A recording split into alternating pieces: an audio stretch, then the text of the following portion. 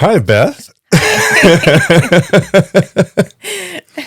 Thank you so much for taking this time to come and talk to us. I know by the time this gets posted a week from Monday, I believe, you will already be on your through hike of the Pacific Crest Trail. Yes. Right? Yes. Talk to us about that a little bit. First, can you tell us a little bit about what the Pacific Crest Trail is and just kind of what that's all about? So the Pacific Crest Trail, which is also known as the PCT, it's 2,652 miles that runs from the Mexico border on up to the Canadian border. Goes through California, Oregon, and Washington. And it takes really fast people about 100 days to do it and really slow people about 6 months to do it. Wow. So I'm going to kind of take my time because there's a lot of snow happening up in the mountain regions. And so I'm going to take it kind of slow. Hopefully the snow can melt. And then hopefully by then I'll have my hiker legs. And then I'll be able to power through the last half of the trail. It seems like they're in for a really epic weather snow year. Yes. Yeah, it's breaking lots of records. So it's going to be interesting. So Yeah. trying to be open and flexible, and I wanted to do the hike in one continuous through hike going from point to point. But with this year the way it is, I think I have to be flexible and know that I might have to skip ahead and then come back and finish sections when they're more doable. So we'll see how it goes. How important is it, do you think, to be able to assess risk? Yeah, risk is going to be interesting. And then just like how much do you want to suffer out there? Because, I mean, if there's a lot of snow, I mean, it could be like 10 miles of just post-holing. And what's post-holing? So post-holing is where basically you step on snow and you like sink into like your knee or your hip or, yeah. Good times. So yeah, every step you're just kind of sinking in. Do you take any like snowshoes or skis or anything like that? So typically snowshoes are too heavy for, a long trek like that. What I would do is I would adjust my hiking times. So I might get up at 3:00 in the morning and start hiking when the snow is firm. And then once the sun starts hitting it and it starts melting and getting slushy, we call it mashed potatoes. Once it gets to mashed potatoes, then I will pull over, put up my tent and chillax and wait for the next morning to come. Right. So it just depends on that. And then, it depends on how many people are going through. Like if I can find, they call it a trail family, a tramley. If I can find a tramley to go through the Sierra with kind of safety in numbers, getting up over the passes that are going to be covered in snow. So yeah, I have a lot of snow experience. And so, but this is just like in a whole nother level of going over, 13,000, 12,000 foot passes. Right. Completely covered in snow, probably route finding. And yeah, it'll be fun. Where did you get all your experience in snow? I've done quite a bit. I mean, I've just hiked in snow, snowshoed in snow, cross country skied. And then I've also done a snow basics class up in Tahoe. And then 2017, I hiked Mount Shasta. Okay. And then also in 2017, which was another big snow year, my husband and I did the High Sierra Trail. And we kind of went through before everyone else was going through. Mm-hmm. And so we were out there on the trail by ourselves going. Did you find yourself breaking a lot of trail? Yeah, there was no trail. Precipice Lake was completely frozen over. covered in snow, and we were going over Kauai Gap completely covered in snow. There was no trail. And then we went down the other side, and there was just like snow and water just everywhere. And then we had to cross the Arroyo River, which I think was the strongest river crossing I've ever done. And I've probably hiked close to 9,000 miles Wow. over the last 9 years. And so it was a very strong current river. And so every day was kind of like we didn't know what was ahead of us, just with the water and the snow and the conditions. And like no one was out there. Like we forged ahead when everyone else turned back. Right. So I did that in 2017. And then we did Mount Hood mountaineering. And then we attempted Mount Rainier last year, but there was too much snow and no route set. So unfortunately, we didn't succeed on our Rainier attempt. And then we also did Mount Whitney via the Mountaineers route. Okay. Have lots of experience with ice axe and crampons and yeah. And then I try to practice every year self-arresting and using my ice axe and kicking in steps and Sure. yeah. So when we're talking about passes in California, what kind of elevations are we talking about? well, the tallest pass on the Pacific Crest Trail is Forester Pass, and it sits at 13,100 feet, something along those lines. So it's a pretty tall pass. Right. There's also the option of going up and doing Whitney from Crabtree, which is 14,508 feet. So they will. It's that last 8 feet. Yeah. So there will be lots of snow, lots of water. Yeah, it will be interesting. Yeah. So you start at the U.S.-Mexico border on the U.S. side or the Mexico side? It's the U.S. side. The U.S. side. It's literally right next to the wall. Like there's a statue that sits right next to the wall that basically you could go Right on. touch the border and then take your picture at the southern terminus and then start hiking. So, Okay. And you're starting tomorrow, right? tomorrow, yeah. So tomorrow March 20. will be March 25th of 2023. Yes. What do you have an estimated time to get to the Sierras, or? I'm planning to take about 2 months to get to the Sierra. So that will put me the end of May at like Kennedy Meadows. I still feel like that's pretty early. Yes. Yeah. So in a normal or lower snow year, leaving Kennedy Meadows the beginning of June is like perfect. But this year it's more like July. Mm-hmm. So I'm going to be a month early. So I figure if I can find a group to go in to the Sierra with, if you can get ahead of the snow melt, then it just becomes a snow trek, and then you don't have to worry about water crossings. Sure. But if you're in the prime of the snow melt, then the little creeks becomes raging rivers. Yes. And especially with as much snow as there is. So there will be snow bridges, like I said, post-holing. I'll need, crampons or microspikes, ice axes to get up over passes. I'll be route finding. Do you think in some ways it's almost safer to go early before the melt while the snow is still, especially if you can find qualified people to go with, right? Right. So if you can get through the Sierra before the major snow melt, I think it's safer. So, if I start, the end of May, that it might be a good thing. Yeah. Yeah. Yeah. So I'm just being flexible. Like if and you get to beat all the crowds, right? So well, I think part of that is having the crowd and enjoying the journey and meeting the people out there. sure.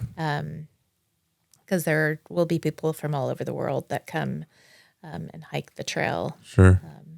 I did 261 miles of the PCT in 2019. And I found that it's one of those experiences where you can be as social or anti as you choose to be. Yes. Because even though, they have 50 permitted hikers a day starting, there would be days when I would see 5 or 6 people the whole day. Yeah. And not talk to a single one of them. And then there were times when you were just surrounded by people, and that was kind of cool. So yeah, I think it depends on when people start, because I think a lot of people that had a March start date probably didn't hop on the trail, just because of how much snow is happening, and sure. like it continues to snow like in the Laguna Mountains, and we've just had crazy rain down here in San Diego County as well. I mean, yeah. it's been ridiculous. Yeah, and then trails closed, to help offset, the mountain communities being impacted by the snow. So like Big Bear and Idlewild trails got closed for a little bit of time. So that kind of impacted people that were on trail. Sure. So I think April is kind of the month to start the through hike. May starts getting a little bit like warmer going through the Mojave. Sure. Like May and June. So I think there's going to be a bubble of people that start in April. And that's a good point. That for people who don't know, there is a significant desert section on the south end too, right? Yeah, and a lot of people, well, why don't you start later? And I'm like, well, I don't want to be hiking through the desert in June when it's over 100 degrees. 110, yeah. Yeah, because then you have to like hide under a shade tree if you can find one. Right. There's no water. And then hike in the middle of the night, and watch out for rattlesnakes and scorpions. It's like I'm sort of feeling like this year, like water is not going to be a huge concern this year, like it has been in years past. We'll see how that goes. Yeah, water won't be a concern like in the mountain areas, but I mean desert. I mean there's still parts of the desert that there's no water. Sure. So even with all the rain. So, and that's where trail angels come into play. Oh, there's people out there that will provide water for hikers. They do water caches. Really? Yeah. And help support hikers. It's a huge community out there. And so those people are called trail angels. Trail angels. And they're volunteers or just people out of the goodness of their heart bringing out supplies for the hikers. Yes. Wow. How cool is that? Yeah. It's like a whole world out there of like, I call it almost a utopia where everyone's your friend. Everyone takes care of everyone. Life is simple. You carry everything you need on your back, and you talk to random people you probably wouldn't talk on the streets, people from different countries, and it doesn't matter who you are. You're all hiking together, and just life is simple, and like everyone's present and everyone's suffering. Everyone's trying to get through the rainstorm and get through the snow, and we're all eating crappy food, and it's like, and yeah, there's people that like give you rides, like hitchhiking is very normal out on the trail, and you might walk up to trail angels and they're like making pancakes for all the hikers, or they're making burgers and brats and so yeah, it's just kind of a cool fun place to be. There's going to be people who say, that sounds super dangerous. What kind of weapons are you taking? Are you taking a gun? Are you taking a big knife? Yeah, people say that all the time. Like, are you packing anything? And I'm like, nope. Like, I think it's safer out on the trail than it is here in the city. I mean, especially in today's, way that we're in. I mean, it's more dangerous in your car than it is hiking on the trail. Sure. With the amount of accidents that happen. And I mean, you're safer out on the trail than you are at a concert or at a school or at a bank. And especially, I would think when you get into super remote areas where the only people really who are out there are people who are doing the same thing that you're doing. Correct. Right. Yeah. I mean, to have someone who's like a crazy person hiking, 30 miles, Right. over a pass at altitude. Yeah. Screaming at himself, the voices in his head. Yeah. Like I think it's just safer out there, and up in the Sierra, like if you see someone with a backpack, they're a backpacker, and they're like your people, and like you just help each other out, and people will offer to help pay for gas or whatever, but generally it's not accepted. Like I've hitchhiked a lot, and I've gotten rides with all kinds of people. And that's, again, part of the journey. And, sure. Talking to people that give you rides and having conversations with them. It's very cool. So you said you're carrying everything on your back. Yes. How much stuff are you like what's your weight looking like for all this stuff? If snowshoes are too heavy, that kind of begs the question of how much stuff do you need? Yeah, I have pretty light gear. I've been backpacking for almost 10 years now, and so I have my gear pretty dialed in. Would you consider yourself an ultralight backpacker? Pretty close. I do like some comforts, but I have a hyperlight backpack, which weighs under, I think, less than 2 pounds. I have a hyperlight tent, which is under 2 pounds. My sleeping pad is 1 pound. And then I have a enlightened equipment quilt, which is like 1 pound, pound and a half. So it's pretty light. So when we're talking about weight, and we talk about base weight, so my understanding is that your base weight is basically the weight that you carry minus consumables. Correct. Right. So when you're talking about base weight, you're not talking about food, you're not talking about water. Correct. Things of that nature. So any idea what your base weight is hovering around at? I'm generally around 13 pounds. Oh, wow. Yeah. So okay. It's pretty light. So yeah, it just depends on what other stuff I add to. So what are your biggest comfort items? My one thing that I upgraded to is a Sonicare toothbrush. Like, I hate brushing my teeth with a manual toothbrush because my teeth don't feel clean. So I found like a really lightweight, like battery operated Sonicare toothbrush. Wow. And so I'm like, I'm going to have an electric toothbrush out on the trail this year. And fresh breath. You'll be one of the few. So yeah, that. And then I use a pillow, and what else? Like an actual pillow, or? It's a blow up pillow. Okay. So, but yeah.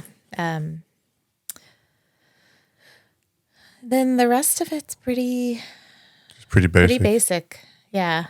So if your base weight is 13, what do you estimate you max out at on a daily hiking day?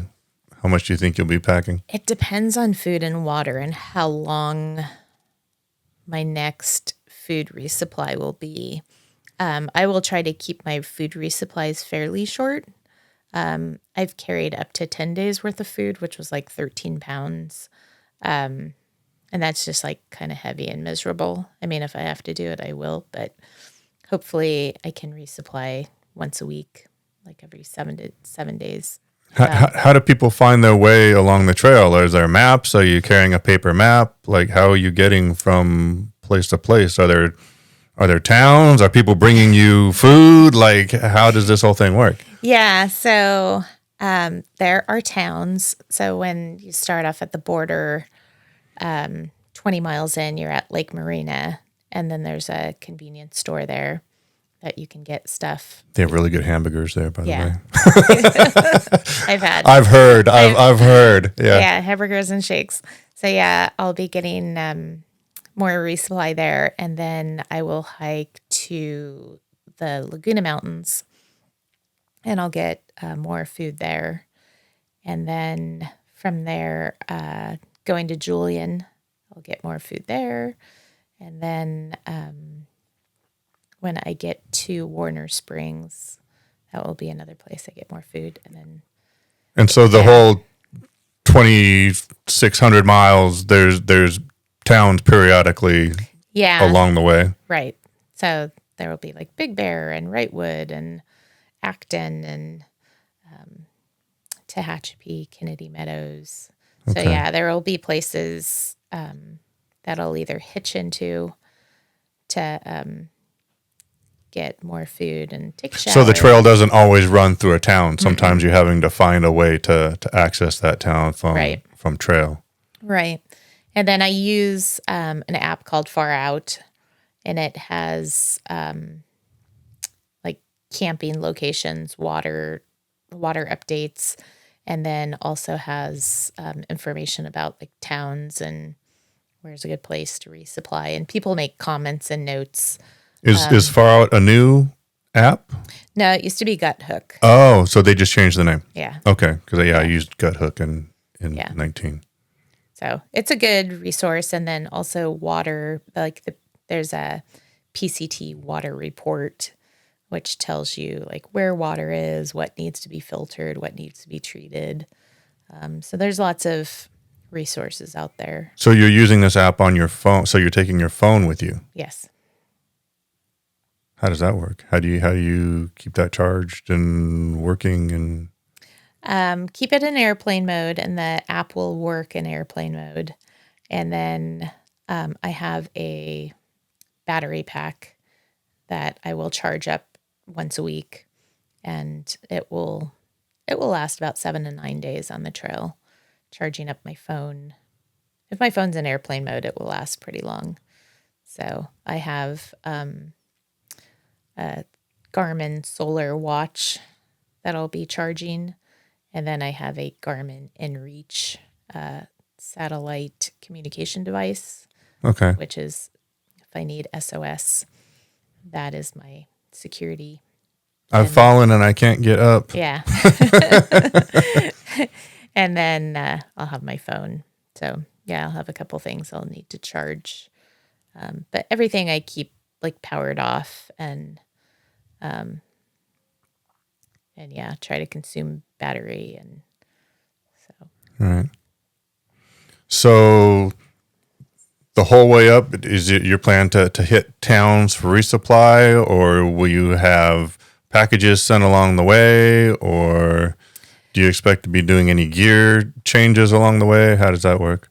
So yes, when I hit, as far as gear changes, I'll be adding ice axe and crampons or microspikes in the mountain communities. So like Idlewild, Big Bear, going through like Baden Powell area. And then once I get to the Sierra, I'll make sure to have traction for my shoes to get through the snow. And then when I hit the Sierra, I got to add a bear canister. So how are you getting all these things? I will have my husband bring stuff to me or send stuff to me. So, and then if I can't do that, then I can always buy it at certain stores. But yeah, I have my gear ready to go. And then some people will send lots of resupply boxes, or they'll have someone send resupply boxes along the way as they're out there. I did that on the Colorado Trail last year. And by the time I got to my food, I didn't want that food anymore. You got tired of eating the same thing every single day? And so I was like, okay, I got to go to the store and buy food. So I just decided this year I'm going to just kind of wing it. I'm going to go into the stores, and I mean, I might end up with like 5 nights of ramen or mashed potatoes or something horrible.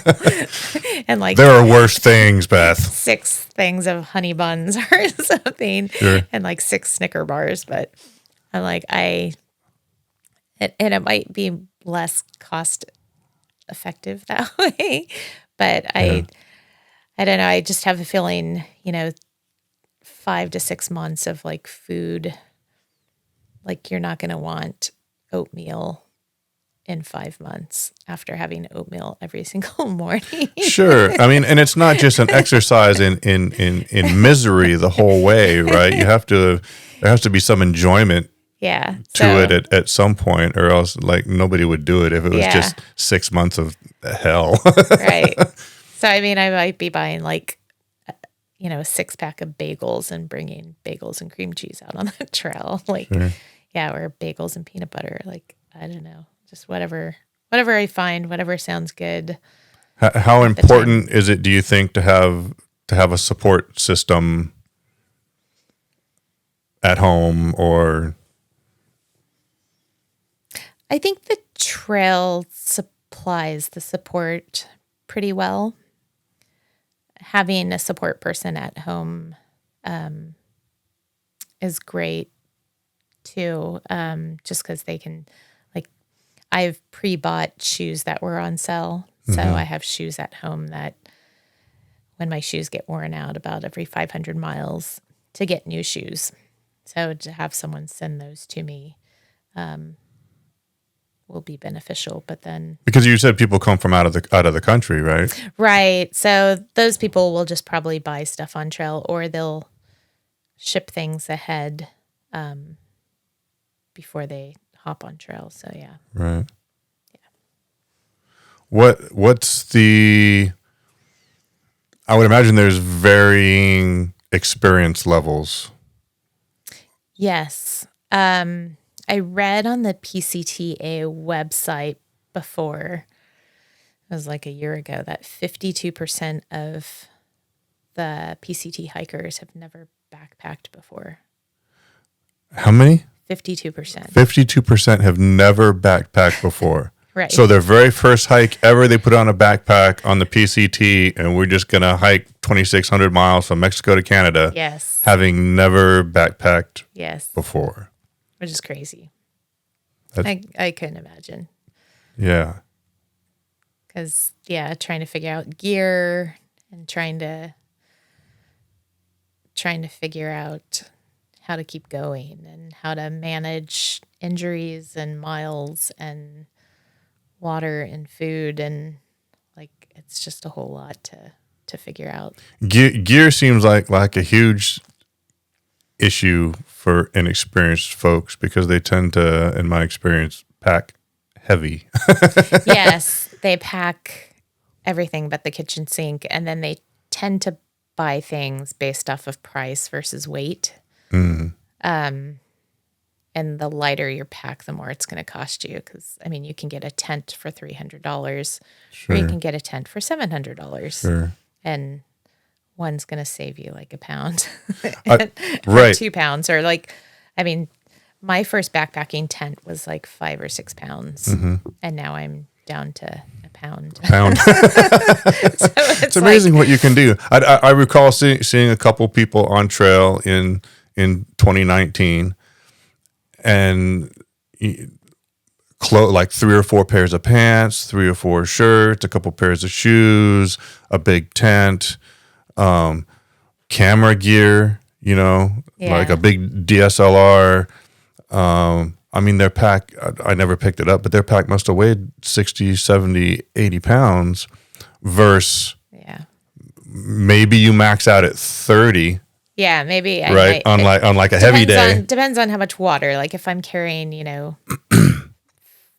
2 to 3 liters of water, I mean, that's another 6 pounds, and then 10 pounds worth of food. So, I could be I could be close to 30 pounds. Yeah. When I'm Yeah, but that's a fully big loaded. difference versus, I mean, those Yeah, some folks versus are someone who's carrying 60. double Yeah, 60 double pounds. that. Right. Yeah, when I first started out, I was carrying a 45-pound pack. Weren't we all? I mean, I Yeah. started backpacking as a kid in the mid 70s, and it was all aluminum external frame packs. We were hiking in jeans and wearing wool sweaters. And you had like a 6-pound sleeping bag. And a 6-pound sleeping bag and a 5 or 6 pound tent and a stove that was another 5 or 10 pounds with pots and Yes. carrying white gas and the only boots then were big leather mountaineering boots that you'd wear to hike Kilimanjaro. and yeah, I mean, the technology has come a long, Yes. long way. Yeah, it's amazing how light some people. I mean, some people even go so far as like not carrying a stove and just cold soaking everything. And I'm like, oh, I'll still bring a stove. Yeah. I like my warm coffee in the morning. Yeah. And when you're talking about going into inclement, like snowy climates, how does the clothing you take keep you warm enough? So when I go into the snowy climates earlier in my hike, I might, have some nights that get down to freezing, and the gear I have, I've been in freezing before, and so I'm good with it. And then by the time I get up to the Sierra, even though I'll be on snow, like it will be warm, like the temperatures will be warm, the snow will be melting. The Sierra can still snow during the summer, and it can still get a lot of rain, and it can still freeze at night. But my gear is pretty dialed in with I'll just add another jacket on to sleep in if I need to, and I wear merino wool PJs, and that keeps me warm. Okay. So yeah, I'm good. Are you going with anybody? So I'm starting off the first 100 miles with a friend.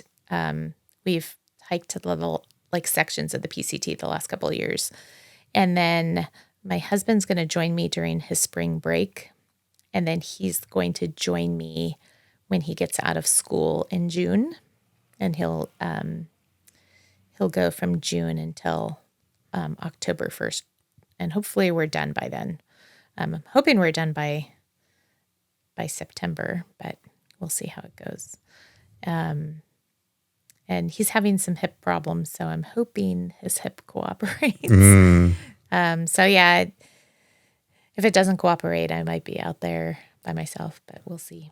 But you're going to be out there solo for significant periods of time. Yeah. In which I hiked last year. I hiked 325 of the Colorado Trail solo. So, how's it feel being a woman out there on your own solo? No worries. Yeah, no worries. It's like I said, it's a community out there of good people. I've never felt threatened or uncomfortable or I think I feel more uncomfortable in the city than I do out on the trail. Yeah, that's a weird thing for folks to wrap their head around sometimes. Like you said, things get very basic on the trail. Mm-hmm. You're either walking or you're eating or you're sleeping or doing some variation of that, and everything else just kind of takes a back seat to that. Yeah, and I found that it really gave me a sense of how little we really need to be, not just how little we need just to survive, but how little we need just to be happy. Yes. Like those were some of my happiest times out there. Yeah, usually when I come home from a long trip, I start getting rid of shit. I start getting rid of the stuff. Actual shit or emotional shit. Yeah. Well, I get rid of the emotional stuff on the trail, but yeah, I come home and I just start looking at things and I'm like, I don't need all this stuff, Yeah. because I, I think, yeah, we're, I think programmed to where bigger, shinier, better, newer, faster. Like we want all the things. Mm-hmm. And it's like you don't really need all the things. Mm-hmm. You just need happiness. You need to live the life you want to live. And yeah, it doesn't matter what you drive or what house you live in, or it's just, are you healthy and happy? So yeah. I'm super interested in what motivates people to want to take on a trek of this magnitude. I know I had my own motivations. I mean, being in Southern Californian, I'd heard of the PCT ever since I was, a boy, and it always sounded like something cool to do. But then when you get on trail, it seems like you run into a lot of people who are working through some things. Yeah. I think hiking the trail, you got to have something that motivates you, because there's going to be a lot of days that you're going to want to quit, and a lot of days that it's no fun anymore, and a lot of days that, blisters will be hurting or like the weather sucks, or yeah, it's just suffering. And you just have to keep going. And yeah, just finding your why. Like, why are you doing it? And I think the trail just, for me, it helps me live. Because, I know life can be difficult, and the trail can be difficult. So it parallels, and I just I feel okay out on the trail. Like I feel like everything's going to be okay, and I feel accepted, and I feel like no matter what I'm going through, it's okay to feel those emotions at that time. Like it's okay to like be mad, it's okay to like cry, it's okay to be happy, it's okay to sing. Like it's just okay to like do whatever you want out there. Yeah, no, I laughed because I experienced all of those things in the time that I was on the trail in 19. There were times early on where it seemed like every time you went down a hill, you had to go up another one. Yeah. And I would just start to get pissed off. Just like, I just came down a hill and now I got to go up another fucking hill. Like, come on, when do the hills? And I'm only like 30 miles in. And you're like, right? Who made this trail? Yeah, like, yeah. I thought this shit was flat in California, But no, it's up, down, up, down, up, down. And so, yeah, you're tired and you're irritable and you're mad. And then there are other times where I was walking down the trail with just tears rolling down my face. Yeah. Listening to my ear pods or what have you, just thinking about things. And then I came around a hairpin turn singing at the top of my lungs, and sure as shit, there's a couple of people sitting right there just looking at me, and I just, hey, I guess you guys caught me slipping, it just kept on going. So yeah, like, crying or singing or dancing or whatever, you just like screaming at the top of your lungs, like it's all accepted out there. Mm-hmm. Like we all get it. We all understand it. We understand that, life sometimes sucks, and this is a way of processing it, or a way of dealing with it, and a way of finding your happiness, or finding solutions, or yeah. or just finding a way to survive. Yeah. Not even, I mean, some things there are just no solutions for, right? So, Right. yeah, I was processing a lot of those types of things on my trip. My oldest daughter had passed away in September of 17, and so I was a little more than a year past that. She passed away when she was 19. She was away at college. Sorry to hear that.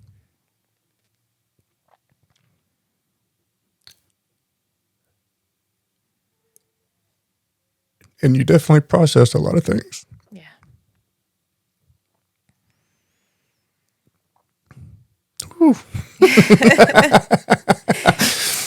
Yeah, I think that's having the same experience.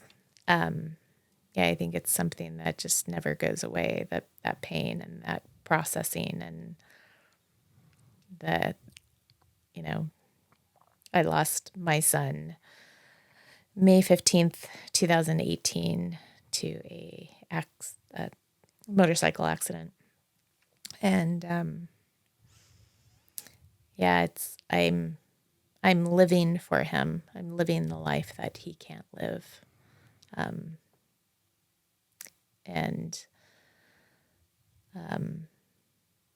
Yeah, life that it used to be is no longer. Like, I used to work full time, as a bank manager, and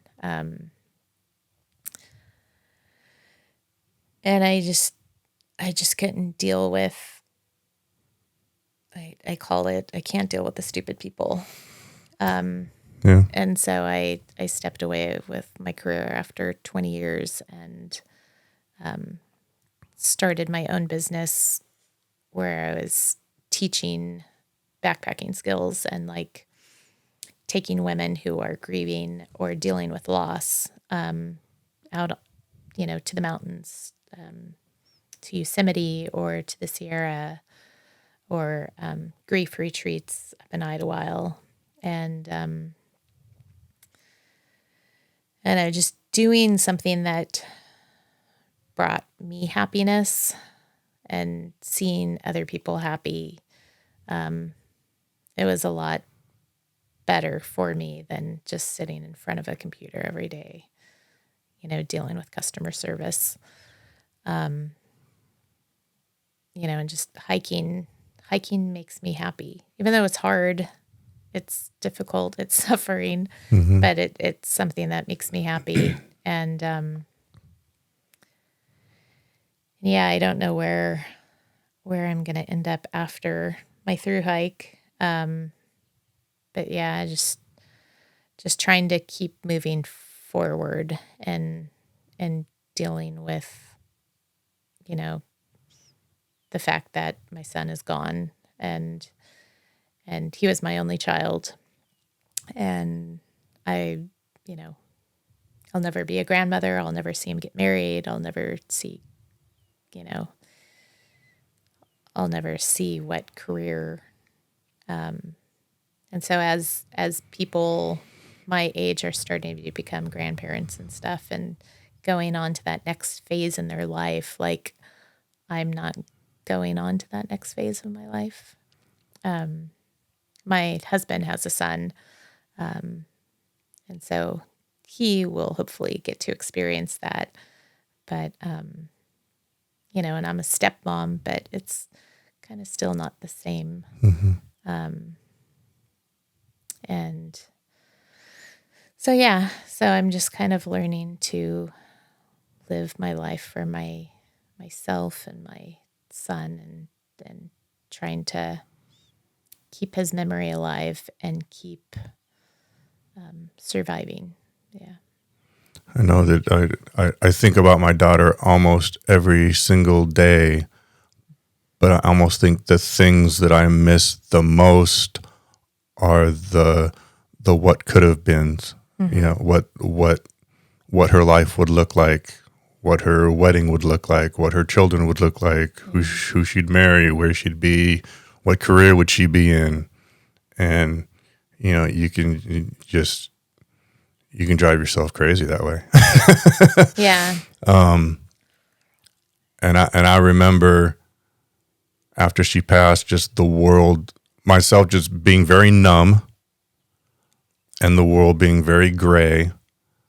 I'd be driving down the freeway at 55 or 60 miles an hour and look at the speedometer and I was going 110. Yeah. And just not even realizing that. I was fortunate enough to already be retired by the time she passed. I had retired like 8 months before she died, and I can't even imagine what it would be like to have had to go back to work after that, because the world's everything that everybody is things that are so important to people seem very small and petty after you experience a loss like that. Yes. Yeah, it was very hard going back to work because just like I didn't want to be there. Just going into work, I would cry. And then Just getting out of bed. yeah, and then just dealing with people, impatient that they had to wait in line for 5 minutes, or, mad that they caused a fee on their account and they were demanding it get refunded. And yeah, you're just trying to manage people and manage things and just dealing. Yeah. And then I was dealing with a lot with, deceased accounts, being a manager. And so just seeing like death certificates on a daily basis. And then when you would hear of someone who had also lost a child, that would kind of give me a trigger to where I was like back in the break room, taking an emotional break. And then, it's an unusually or an unexpectedly, I guess, large club. Yeah. People that I had no idea had lost children or just started coming out of the woodwork, and I was because you feel very alone, like you're the only one this has happened to, and you realize quickly that it's a pretty large club. Yeah, unfortunately, it's a large club, and like you see people, surviving, but like like the struggles that they go through, and kind of what happens, I guess, behind the scenes, because you experience those difficult days as well, and those difficult moments, and the days where you're just crying for no reason, and or just some of the thoughts that you have, just always wishing, and the what ifs, and and then you start digging even deeper of like, life, your own life, Sure. and yeah, and what's its purpose, and and your faith, and just all kinds of stuff. Yeah. I remember going through a period when I was really questioning if I manifested her death. Oh, wow. By, because I mean, you hear of parents losing children all the time on the news. An acquaintance, an associate loses a child, and I remember thinking for years and years and years, like how do those people survive that kind of loss? Yeah. And then it was almost like God telling me, well, I guess you're about to find out, And I really questioned for a while if I had manifested that, and I don't know, I still don't know, how people survive that long term. I'm still not sure how I'm going to survive it long term. Yeah. Yeah, I can kind of relate to that. As 4 years prior to losing my son, my oldest sister lost her daughter to suicide. And I remember going with my brother back to Texas to the service. And I remember telling my brother that I could never survive the loss of my son. And like, I didn't know how my sister was going to do it. And, there was times that my sister, reached out to me and she's like, I can't do this anymore, and she was contemplating suicide, and she just wanted to go be with her daughter, and, just trying to like talk her away from that ledge. And, once I lost my son, my brother was very afraid of me not being able to survive the loss of my son. And I mean, there's times where, I think of, life just sucks, and, I don't really want to live it anymore. And I think having that conversation really scares people. And I think if you don't have that conversation, then maybe things can get darker.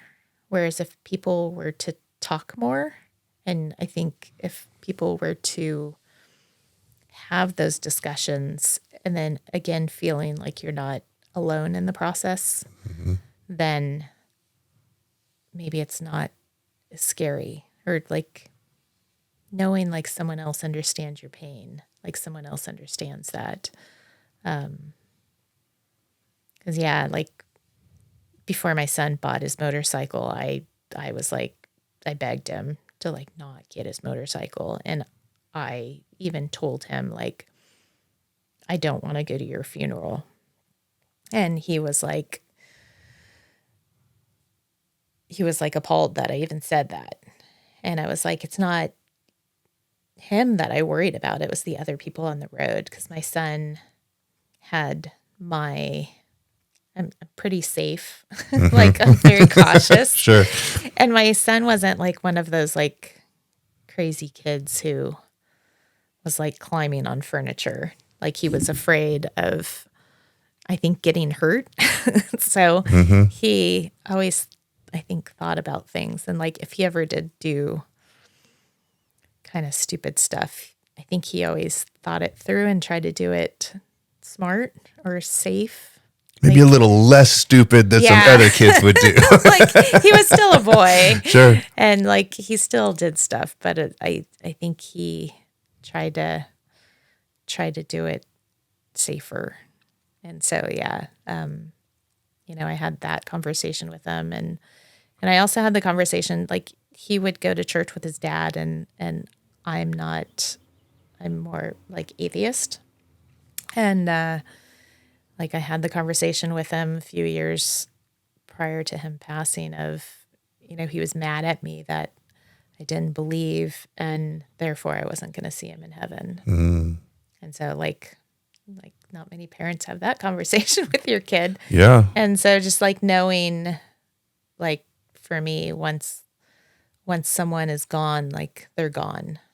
Like, I don't, like, a lot of people think when someone passes that they go to, some wonderful place and you're going to see them again. And for me, I don't think my son's in a wonderful place. I think he's just gone, and I'm not going to see him again. And so I think it's a little bit harder to accept that.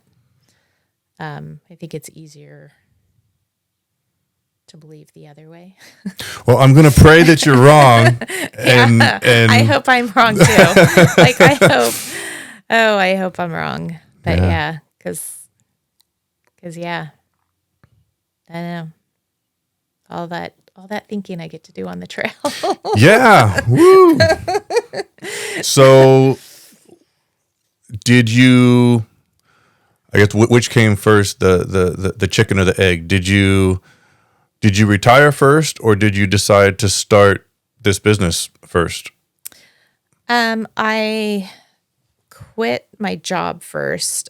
They say you shouldn't make any decisions within a year of losing. Yeah, fuck that. Yeah. And so so I took 2 months off when my son had passed, and then I went back to work and just kind of was going through the motions, and like I don't feel like I was doing the best job. I was doing my job, but not the best job. Yeah, you were barely there, right? Yeah. And so when I hit that year mark, I gave like a 2-month notice, and I think I left my job in June of 2019. And I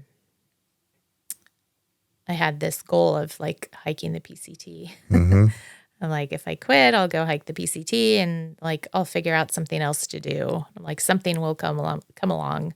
And then I went and got my wilderness first responder, and then I just started leading hikes, and went through the process of, getting my business license and website and, Facebook page, Instagram page, and then just started posting things that was, grief related or hiking related. And so, yeah. And then COVID hit. Perfect, right? Yeah. It's like, here, let's start a business. And then, yeah, COVID hit. And so that made things kind of difficult. So, yeah, it was a rough 2 years. This last year, I did better, but it was just kind of a rough few years trying to start a business. And Pull that mic just a little bit closer to your Oh. mouth. No, you're fine. You just pull it towards you. Okay. You don't need to lean forward. You can just pull it towards you. Did you have any, or do you have any background in counseling, therapy, peer support, anything of that nature, or No, I don't have any background you just have in experience that. with loss? Being a manager, managing a group of people, I would a lot of times have people come into my office dealing with life sometimes. And, I had to be their support system to try to get them to do their job. And and then I was always told I had a very calm demeanor. I can attest to that. Yeah. So when like chaos was happening in the office, like I just kind of brought things and kept things in control and like kept them kind of smooth. And so I don't know, people tend to gravitate towards me, I guess. So what gave you the idea of providing this service to other women? I just wanted to hike. Like I just want to hike full time. So I was like, how can I go hike? And I'm like, take people hiking. I'm like, Duh. so yeah, I just thought of this crazy idea of taking people hiking and yeah, just doing what. So it's not just for women experiencing grief. Is it also for women who just want to get out and learn backpacking skills and stuff like that? Yeah. I just want people coming into like the trips to kind of be a little more nicer, have a little more empathy, to just because some of the people in the group can be dealing with things. And so, yeah, I just don't want problems or like drama brought in. Like you got to come in with a soft heart. And how do you determine that? Are you doing an interview with folks, or how? I have a Facebook page, and like if someone's not, which doesn't happen too often, I think most people coming into the group come in knowing what kind of group it is. And so I think I haven't had too many problems, but I've had to remove a couple people from the group. Really? Yeah. So there's always a Karen somewhere, right? Yeah. So yeah, but yeah, we'll see. How many trips are you averaging a year, would you say, or how many trail days a year? I try to do one big trip a month is kind of the thing, but what's considered a big trip? Like distance or time out, or? Yeah, it could be like a weekend trip or like anywhere from like a 3 to 5 day trip. So, yeah. Primarily geographically, like primarily Sierras or? Southern California, Sierra, and then I also do a canoe trip that's pretty popular. A canoe trip? Yeah. Where's that? It's I want to go on a canoe trip. It goes from the Hoover Dam down 12 miles through Black Canyon, and there's natural hot springs, and oh wow, you're just canoeing on the river, and it's pretty peaceful. That sounds cool. So yeah, you canoe, explore canyons, and then you set up camp on the river, the shore of the river, and then the next day you canoe down some more and do some more exploring, and yeah, wow, kind of cool. Yeah, sounds super cool. So we actually met as members of the Riverside Mountain Rescue Unit together. Yes. That I was part of for a brief period of time. Tell me about your experience with that group. So yeah, after I had quit my job, I was looking for ways to, spend my time, all of my free time that I had. Mm-hmm. And I always wanted to give back to the trail somehow. And so I was like looking into like trail crew or like go and help find lost hikers. And I was always helping hikers on the trail already. San Jacinto was one of my favorite hikes to go do, and people were always getting lost and turned around, and I was always like helping them. Mm-hmm. So I thought, why not try to help with lost hikers? And, I somehow found myself going to Riverside Mountain Rescue Unit's team meeting, and then, submitting an application, and then getting accepted on the team. And I still kind of like laugh because I'm like I'm not a very fast hiker. I'm like, but I can hike. There are some folks on that team who are rockets, boy. Yeah, they're like super fast. But I'm like, I have a lot of time, and and I have a lot of experience. But yeah, I'm like, I'm not very fast unless I've been hiking for like a month. Then I might be a little bit faster. But yeah, it's been very rewarding, being on the team, and just the training and the just the experiences, and helping bring people home has been really rewarding. I enjoy being on the team a lot. Good. So yeah. And you get to dangle out of the bottom of a helicopter. Yeah. Every once in a while. Yeah. Being in a helicopter is pretty fun. Yeah. Any memorable rescues? I think they're all memorable. and that they always happen like right in the middle of the night. Yeah. I got to get up again. Yeah, when you like least expect it. Sure. Yeah, I think going out like the end of March when there was a PCT hiker that had slipped in the snow and headed out. I was on the hasty team, and it was a ton of snow, going out trying to find a hiker and bring him back. And we had like a lot of rescues that day. I think there was like 5 or 6 rescues that day. And one of them was a recovery. And A recovery of a dead person. yeah. And so that was a very memorable day. Sure. But yeah, there's been lots of memories. Yeah, as the PCT season starts to gear up, the rescue season really starts to go into overdrive.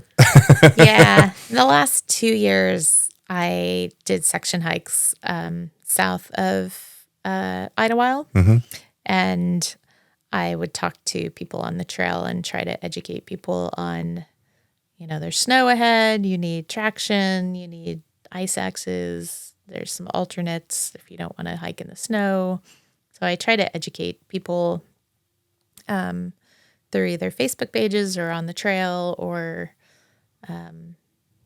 all trails. I try to post things there when trails are closed or when trails have ice.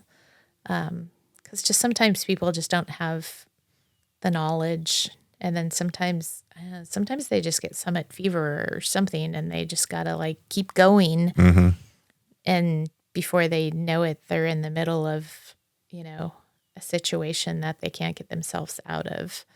And that's when they call for help. But yeah, it's like you got to put traction on your feet before you need it. Right. Not in the middle of when you need it. Yeah. Not after you've already fallen on your ass and broken your leg or something, right? Yeah. So, yeah, just being smart. And so, yeah, I try to educate, and I'll do that same thing out there this year as well. I'll be talking to hikers as I'm hiking to try to educate people. That'll be super cool because you'll be a huge resource for a lot of folks out there. I can definitely see a situation where you get a lot of people glomming on to you along the way. Yeah. Which is kind of a double-edged sword, maybe. Like, kind of cool, kind of not. Yeah. Should be interesting. So you step off tomorrow. Yes. But then you just got back from a trip just like a couple days ago. Yes. Yeah, I just got back from Patagonia. No big deal. We'll just go do Patagonia first, then we'll come home and do the PCT. Yeah. Tell us about Patagonia. Patagonia was pretty awesome. I went down to do the Torres del Paine, the O Trek, which is about 80 miles that goes around the park down there. And it was pretty awesome. Got to see ice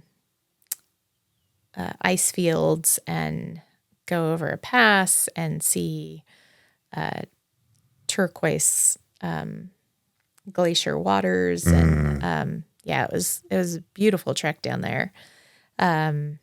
We did have a lot of rain, a lot of wind, snow, sleet, like steep, muddy trails. Like it was kind of a sufferfest down there. Sounds great. Yeah, there was times I was like, this is not.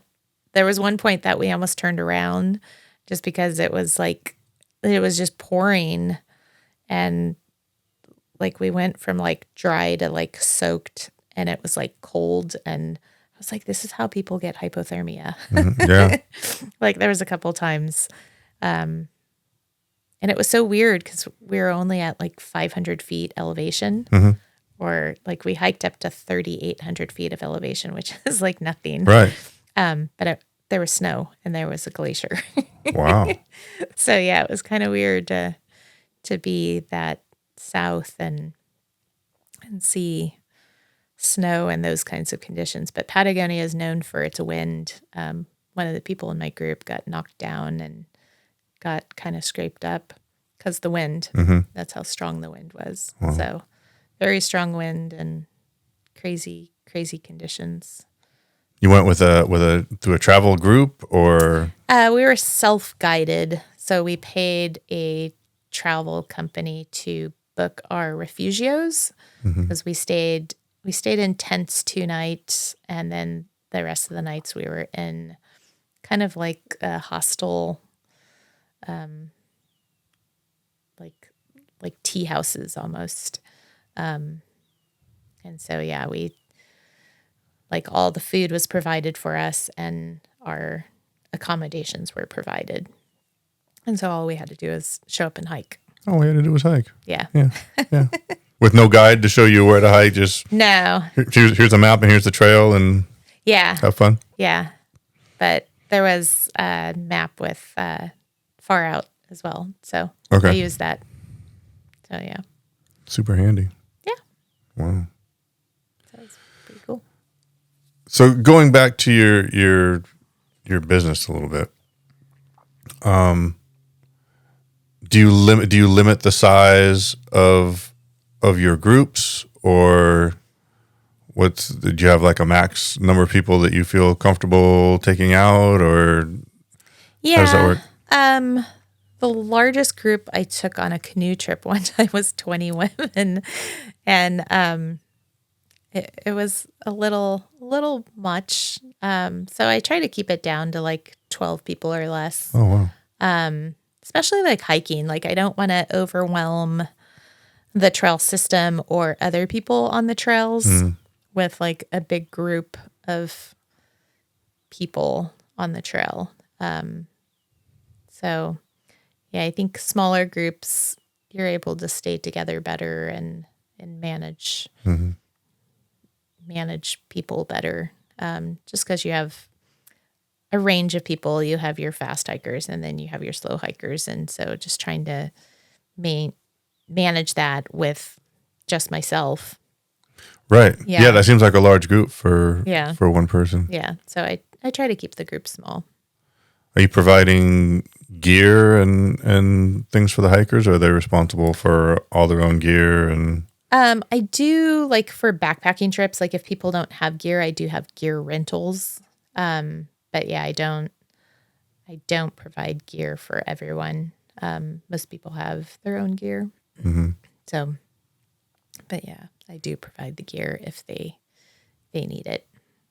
so everybody's carrying their own stoves and cooking their own food at night. So it's really Yes. it's not like a luxury tour. You're actually teaching them the hands-on Right. skills To be independent. Yeah. while they're out. Correct. And what's the general? Are they generally appreciative, or do you get? I mean, I guess my point is, do you find like that turns a lot of people on to lifelong hiking, or are a lot of people just turned out like, oh yeah, you know what, this is not what I thought it was going to be. This is not for me.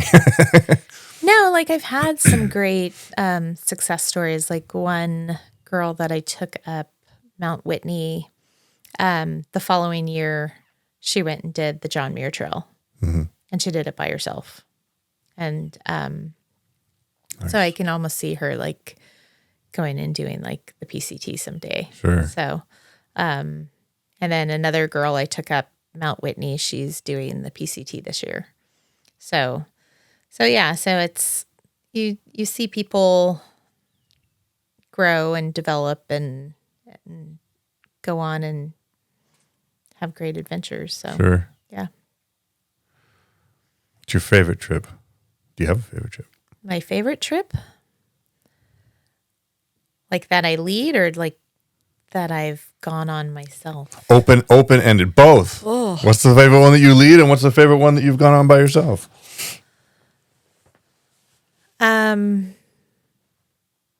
I think my favorite trip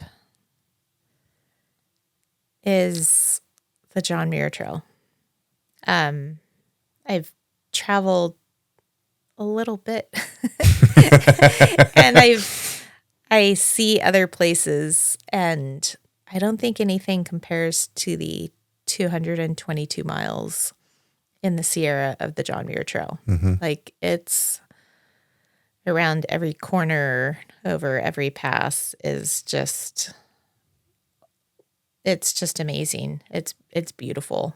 And I've done the JMT 3 times, and I've been out into the Sierra, I don't know, 50 times. Oh, wow. Like, it's like home away from home. Sounds like. And so, yeah, it's just amazing out there.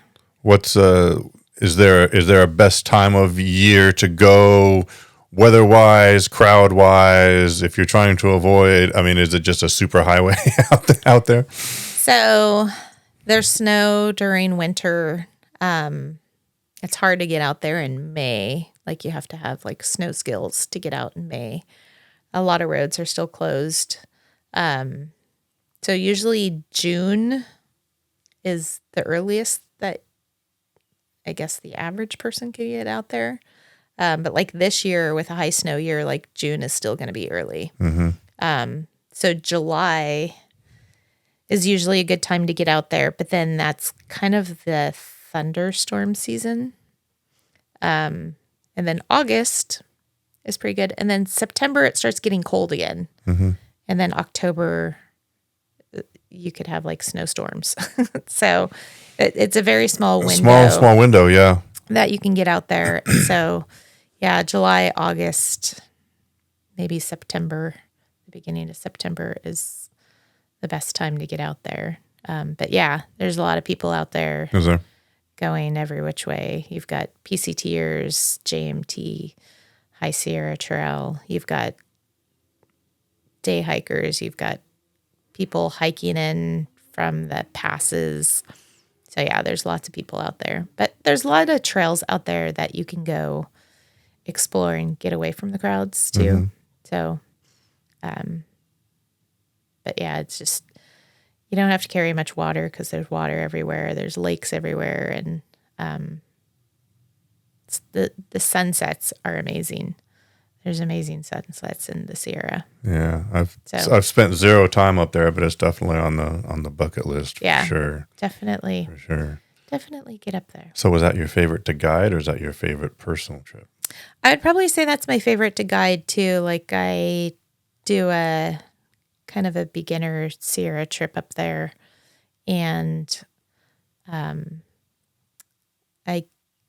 take the group up to Lake Adiza, Garnet Lake, and Thousand Island Lake. And it's just like a short little, I don't know, 30 or 40 mile loop. But we do it in 3 nights, 4 days. And it's some of the prettiest lakes. And again, just, there's no words for it. it's just beautiful. Clearly. That's awesome. How many countries have you been to?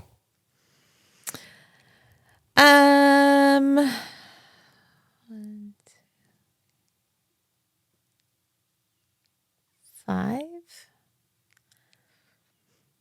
I really hadn't traveled. Like, I traveled a lot in the U.S. growing up, but I really hadn't traveled outside of the country besides Mexico and Canada. And then after losing my son, I went to South America, to Peru, and trekked down there, and then went to Africa and did Kilimanjaro. And then this last holiday season, we went to Nepal and trekked Everest Base Camp. And then I went back to South America to do Patagonia. What was that Everest Base Camp like? It was pretty awesome. We went during winter. So here, let's go to the tallest mountain in the world. Let's go to Nepal in winter. That'll be great. Winter. So lot less crowds. The tea houses were pretty quiet. It was kind of cold. We got into like -7 degrees at base camp area. Fahrenheit, Celsius. Fahrenheit. Fahrenheit. Yeah, so it was pretty cold. Like the water in our Nalgene's was like freezing inside the tea house because there was no heat in our tea house, and felt like you were just kind of sleeping in cardboard. And an Nalgene's like just like a water bottle, right? Like yeah. So you just have good gear. You have good base layers, good parkas, good sleeping bags. So yeah, just lots of layers and warmth. But it was good. During winter, it's clear skies. Really? So yeah, clear skies. I think we had weather one day of our 14-day trek, and we had snow. We had snow on the day that we went to the base camp. But the rest of the time, it was no wind, no rain. Oh, wow. Yeah, it was good weather. It was just cold. Was the elevation an issue at all, or? Yeah, I had a little bit of altitude sickness. And I just felt like each day we just climbed more, just kept climbing.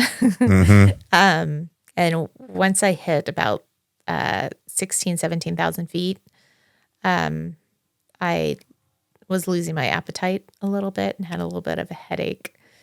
And so that lasted for like 3 days because we stayed at elevation for a little while. Are you on oxygen at that elevation or no? No, and like some people will take Diamox to help with altitude sickness, and I didn't take anything.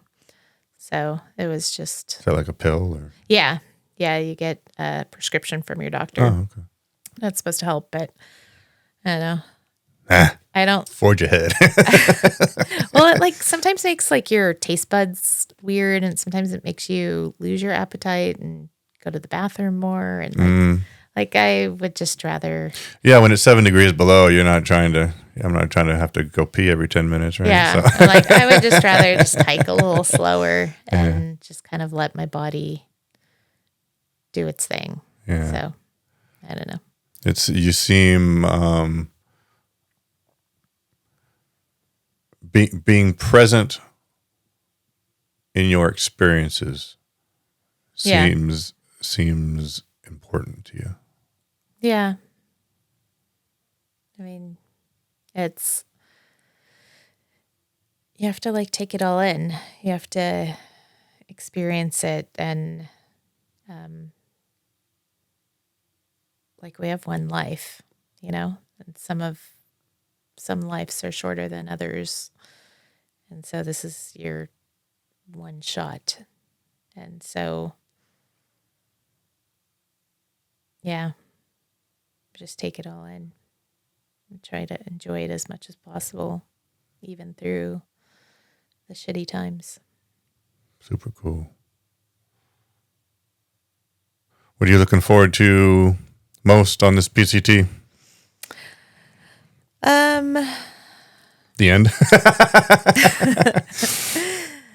Yeah, it's going to be interesting because the longest I've gone is 500 miles. So I'm like, I got to do 500 miles 5 times. That's crazy when you think about it like that, huh? Yeah. And knowing at the 500 miles, I was like ready to be done. Yeah. Like the last 2 days, I like did some pretty big miles to finish the trail, and knowing like, okay, that's just going to be like just starting. the beginning. Yeah. And so, yeah. Okay, you're like 1/20th of the way through. Yeah. You're 1/5 of the way through. Yeah. But again, I'm just going to try to enjoy the experiences and like talk to the people and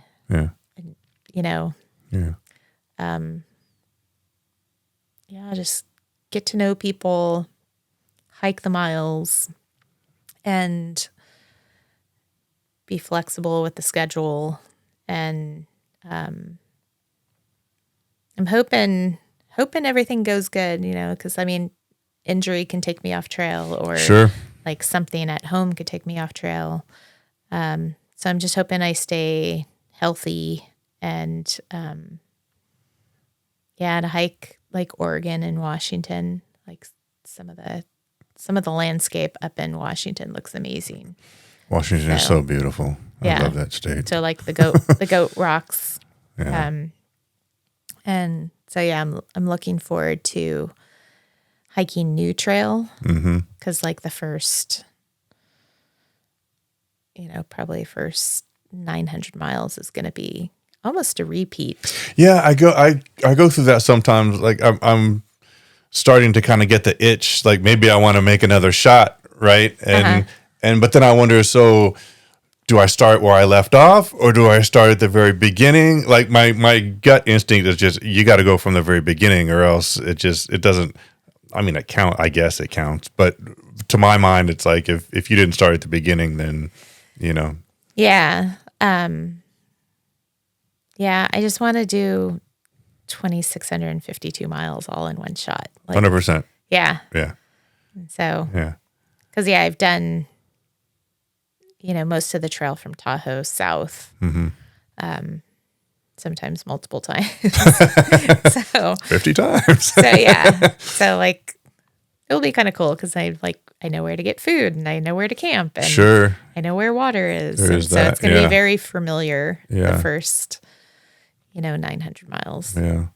Well, that's what I thought was nice too about the southern and living where we live. It's that if something happens, like your people are close, like you have a support system. It's just, a couple hour drive, come out and pick me up, Right. But yeah, once you get past that Sierra section, you're just kind of like, well, we just see what happens. Yeah.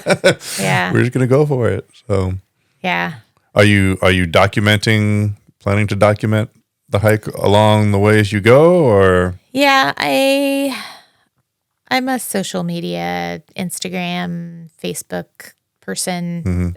So I'll be posting there. And then I'm also trying out blogging with the Trek. So we'll see how that goes. I mean, it all takes time to do that. And so is the Trek a website or? Yeah, the Trek. Okay. Yeah. It's website and podcast for through hikers, long distance through hikers. Okay.